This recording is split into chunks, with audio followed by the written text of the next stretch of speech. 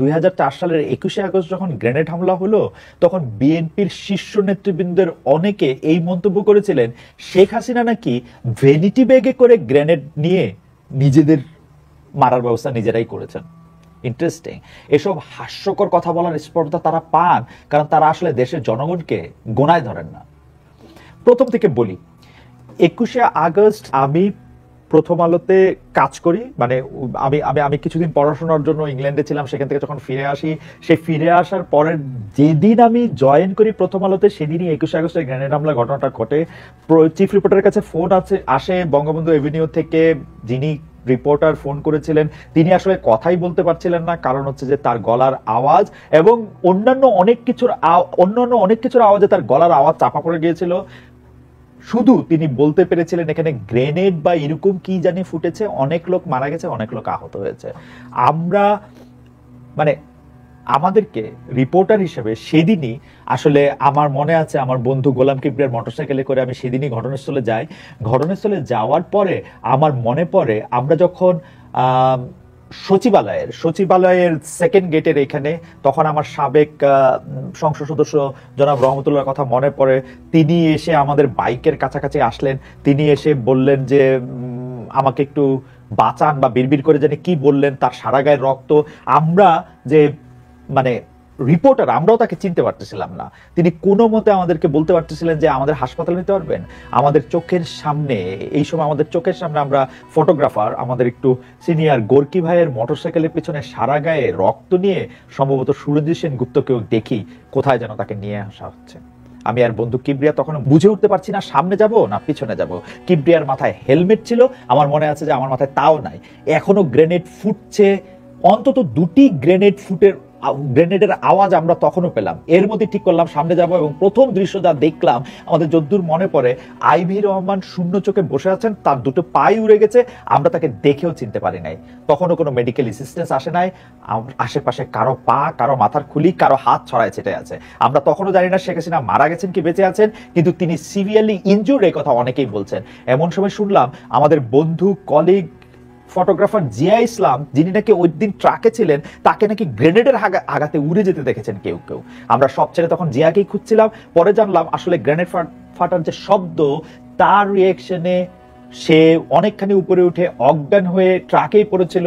এই সময় মাত্র শেখ হাসিনা বক্তৃতা শেষ করছিলেন আর জিয়া তার ছবি তুলছিলেন। আমরা গেলাম ঢাকা মেডিকেল কলেজে, সেখানে একদম কারবালার মতো অবস্থা। এর মধ্যে কেউ কেউ সেখান থেকে বের হওয়ার চেষ্টা করছে, কারণ তারা নাকি খবর পেয়েছে এর মধ্যেও তাদেরকে ধরে নিয়ে যাওয়া হবে।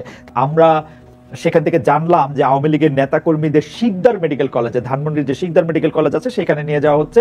সেই শিকদার মেডিকেল কলেজ হাসপাতালে নিয়ে যাওয়া হয়েছে ধানমন্ডি কর্মীদের। আমরা সেখানে গেলাম, সেইখানের পরিস্থিতি থমথমে, কেউ কারোর সঙ্গে কথা বলছে না, পুরো ঢাকায় আসলে থমথম করছে। আমরা সেখান থেকে সুধা সদনের সামনে গেলাম, মানে শেখ হাসিনার যে বেসরকারি বাসভবন, তখন সেখানে কয়েকজন পুলিশ আছে, কেউ কারো কোনো খবর জানে না। আমরা বিভিন্ন জায়গায় যোগাযোগ করার চেষ্টা করলাম, রিপোর্টার হিসেবে সরকারে কারোর সাথে কথা বলার চেষ্টা করলাম। স্বরাষ্ট্রমন্ত্রী, মানে যিনি স্বরাষ্ট্র মন্ত্রণালয়ের দায়িত্ব ছিলেন, সেই লুৎফুজ্জামান বাবর সাহেব ফোন ধরেন কিনা সেটা চেষ্টা করছিলাম, কিন্তু কোথাও কানেক্ট করতে পারছিলাম না। সে সময় বেগম জিয়ার অফিস থেকে আমাদের জানানো হইল যে বেগম জিয়া সুধা সদনে যেতে চেয়েছিলেন, কিন্তু শেখ হাসিনা নাকি চান নাই উনি যান। আমরা স্পটগুলি ঘুরে 11টার সময় ফিরে আসলাম। আমাদের যে রিপোর্টার উপস্থলে ছিলেন জাহাঙ্গীর ভাই, উনি কোনো কথাই বলতে পারছিলেন না। ওনার চোখের সামনে বহু মানুষ মারা গেছে, একজন চাওয়ালা, একজন বাদামওয়ালাও ছিলেন তাদের মধ্যে। আওয়ামী লীগের নেতাকর্মীরা কে কে মারা গেছেন, কে কে আহত হয়েছেন সেই তালিকা আমরা তখনও পাই নাই। আমরা রিপোর্ট লিখলাম এবং পরদিন আবারও অ্যাডভান্স রিপোর্টিং করার জন্য বঙ্গবন্ধু এভিনিউতে গেলাম। বঙ্গবন্ধু এভিনিউতে যেখানে আসলে 21 আগস্টে গ্রেনেড হামলাটা ঘটেছিল, সেখানে সকাল 8টা থেকে 8:30টার দিকে আমি পৌঁছালাম। ওখানে তখন কয়েকজন পুলিশ ছাড়া আমি আর কাউকে দেখি নাই। শত শত জুতো পড়েছিল, 3টা পুলিশ, তাদের মুখে কোনো কথা নাই, আগের দিনের কিছুই সরা নাই, হাজার হাজার জুতা, ভাঙা চশমা, রক্তের রেসিডিউ, মানুষের মগজন মনে হয় আমরা কিছুটা একাকার হয়ে যেতে দেখলাম। সহকর্মী টিপু সুলতান এর মধ্যে এক রিপোর্ট করলেন যে গ্রেনেড এখানে ব্যবহার করা হয়েছে তার নাম আরজেস গ্রেনেড। এটা বাংলাদেশের সামরিক বাহিনী ব্যবহার করে না, পাকিস্তান আর্মি ব্যবহার করে আর গ্রেনেডটা আসে চীন থেকে, এরকম কিছু তথ্য সম্বলিত কয়েকটি রিপোর্ট সে সময় ছাপা হলো। এই রিপোর্টের ভিত্তিতে নিরাপত্তা বিশেষজ্ঞরা জানালেন যে বাংলাদেশে গ্রেনেডের কথা কেউ শোনে নাই, এমনকি মানে গ্রেনেডের কথাই কেউ শোনে নাই, মানে আরজেস গ্রেনেড দূরে থাক, এমনকি আন্ডারগ্রাউন্ড মার্কেটে যে অস্ত্রশস্ত্র যে বাজার আছে না, সেইখানে আসলে গ্রেনেডের কোনো বেচা কেনা নাই। এর আগে গ্রেনেড কোথাও ব্যবহৃত হয়েছে কিনা সেইটাও জানে না, কারণ গ্রেনেড ছুটতে গ্রেনেড একটা বিশেষ ধরনের আগ্নেয়াস্ত্র যেটা ছোড়ার জন্য বিশেষ ট্রেনিং লাগে, সেরকম প্রশিক্ষণ বাংলাদেশের সামরিক বাহিনী ছাড়ার কারণ নাই। এই সময় প্রথম আলোতে ডক্টর আসিফ নজরুল, ফরহাদ মজহার, মশিউল আলম, রামেন্দ্র মজুমদার অনেকে এই সম্পর্কে লিখলেন। সে সময় প্রথম আলোর নিয়মিত কলাম লেখক আসিফ নজরুল, আজকে যিনি বাংলাদেশের উপদেষ্টা, তিনি একটি নিবন্ধ লিখেছিলেন। সেই নিবন্ধের শিরোনাম ছিল আসামি রাষ্ট্র বাংলাদেশ। তিনি লিখেছিলেন, এই ঘটনাকে কেন্দ্র করে বিদেশি দেশগুলির কাছে বাংলাদেশ মৌলবাদী ও সন্ত্রাসী রাষ্ট্র হিসেবে চিহ্নিত হচ্ছে। বাংলাদেশের সন্ত্রাস দমনে আন্তর্জাতিক সহায়তার নাম করে বাংলাদেশে এসেছিলেন যুক্তরাষ্ট্রের পররাষ্ট্র মন্ত্রণালয় থেকে কফার ব্ল্যাক। এতে নিজের আশঙ্কার কথা লিখেছিলেন তিনি, এর কারণে যে বাংলাদেশের অস্তিত্ব সংকটে পড়তে পারে এমন ইঙ্গিত ছিল।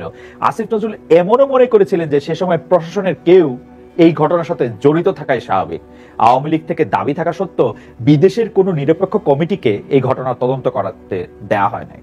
বিএনপি যেহেতু সে সময় সরকারে ছিল, বিরোধী দল সহ দেশের সমস্ত নাগরিকের নিরাপত্তা রক্ষা করা ছিল তাদের দায়িত্ব, কিন্তু তারা পালন করে নাই সেই দায়িত্ব। ইংরেজিতে বা ইংরেজি মানে যদি আমরা এরকম বলি, একটা প্রবাদ আছে, যারা বিচার বিভাগের সাথে সংশ্লিষ্ট তারা সকলেই এই প্রবাদ আসলে জানেন। সেই প্রবাদটা অনেকটা এরকম, justice hurried is justice buried and justice delayed is justice denied. Common law এর ক্ষেত্রে একটা বড় কথা হচ্ছে, একজন ভালো বিচারক দেখেন নথিপত্র, আর একজন খারাপ বিচারক তাকিয়ে থাকেন প্রেস ক্লাবের দিকে। এটা এমন একটা স্কিল, এটা এমন একটা ক্রাফট যেটা অর্জন করতে হবে। অর্থাৎ আমি বিচারকদের কথা বলতেছি, আমি জানি না মানে বিচারকরা যে বিচার করেন আমরা এটা মনে করি কিনা, এটা যে কেউ এটা করতে পারবেন। আমি আমি আমি আমি খুব আমি খুব জোর দিয়ে বলতে চাই, বিচারকের কাজটা যে কেউ আসলে করতে পারেন না। তার ফলে কি হয়েছে, যেটি আগে বলছিলাম যে বিএনপি কিন্তু বিষয়টি চাপা দেওয়ার জন্য, সেই সময়কার বিএনপি সরকার, আমি তাদেরকেই দোষ দিব যে তারা বিষয়টি চাপা দেওয়ার জন্য নানা রকম প্রক্রিয়া করেছেন। তারা জজ মিয়া বলে একজনকে হাজির করেছেন, সেই জজ মিয়াকে নিয়ে আষাঢ়ে গল্প এবং তাকে নিয়ে অনেক কার্টুন কমিক ছাপা হয়েছে। তার ভ্যানিটি ব্যাগে করে শেখ হাসিনাটি নিয়ে এসেছিলেন, গ্রেনেড মেরেছেন, সেটিও তারা এরকম করে বলেছেন। কিন্তু আমরা এটি ধরে নিতে পারি যে আসলে প্রফেসর আসিফ নজরুলের সাথে আমি একমত। উনি সে সময় যেটা কলামে লিখেছিলেন যে এইটা আসলে চাপা দেওয়ার ক্ষেত্রে এটাকে একটা ধামাচাপা দেওয়ার কিছু একটা লক্ষ্য আসলে বিএনপির ছিল। কিন্তু পরে আসি আমরা, শেখ হাসিনা সরকার যখন এই তদন্ত হাতে নিল, তাদের লক্ষ্য কিন্তু এটা ছিল না যে তারা সত্যিটা জানবে যে ওই দিন আসলে কি হয়েছিল, বরং তাদের যেন উদ্দেশ্য ছিল কোনো না কোনো ভাবে তারেক রহমানকে অভিযুক্ত করা।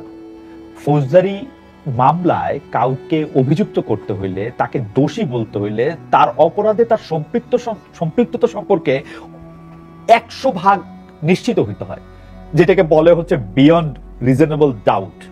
এখন দেখেন এটার মধ্যে বিয়ন্ড রিজনেবল ডাউট ছিল কি ছিল না। ঘটনা হচ্ছে যে এই মামলার তদন্তের ভার যে তদন্তকারী কর্মকর্তাকে দেয়া হয়েছিল, সেই তদন্ত কর্মকর্তাকে তারেক রহমানের নামটা সম্পূরক চার্জশিটে অন্তর্ভুক্ত করার জন্য 4 জন তদন্তকারী কর্মকর্তা বদলাতে হয়েছে। তারপরে সে চতুর্থ তদন্তকারী কর্মকর্তা একটি সাপ্লিমেন্টারি চার্জশিট করে তারেক রহমানকে অভিযুক্ত করেন, এবং তিনি যে এইটাতে অভিযুক্ত করতে পেরেছেন সেইটার পুরস্কার হিসেবে, আমি পুরস্কারই বলবো, তাকে এমপি পদে নমিনেশন দিয়েছিল আওয়ামী লীগ সরকার। এই নমিনেশনেও কিন্তু স্পষ্ট যে আসলে এই তদন্ত প্রক্রিয়া, যে তদন্তটা আসলে বিচার বিভাগের এক্সটেন্ডেড হ্যান্ড হওয়ার কথা, তাদের উদ্দেশ্যটা কি ছিল। এতে এই বিচারটা বিশ্বাসযোগ্যতা পাওয়ার প্রশ্নই আসে না। 2024-এ এসে এই বিচার বাতিল করায় এই যে আপাটিভিস্টরা নো ওয়ান কিল জেসিকার নকল করে nothing happened on 21 August status দিয়ে ফেসবুকে 6 লাখ করে ফেলছেন, তারা কি বিষয়টা বুঝতে পারতেছেন? তারা কি বুঝতে পারতেছেন যে এই অবিচারের জায়গাটা শুরু হয়েছিল অনেক আগে?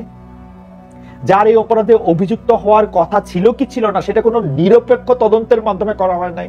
তো তাদেরকে এরকম একটা সাপ্লিমেন্টারি চার্জশিট, যে সাপ্লিমেন্টারি চার্জশিটটার মধ্যে প্রসিডিউরাল মানে প্রসিডিউরাল ভুল আছে, এবং যে ভুলটা আসলে ভুল না, যেটার মধ্যে যেটা প্রসিডিউরাল দুষ্টামি আসে, সেটা তারে সেই সব মামলায় তাদের খালাস না দিয়ে বিচারকরা কি করবে।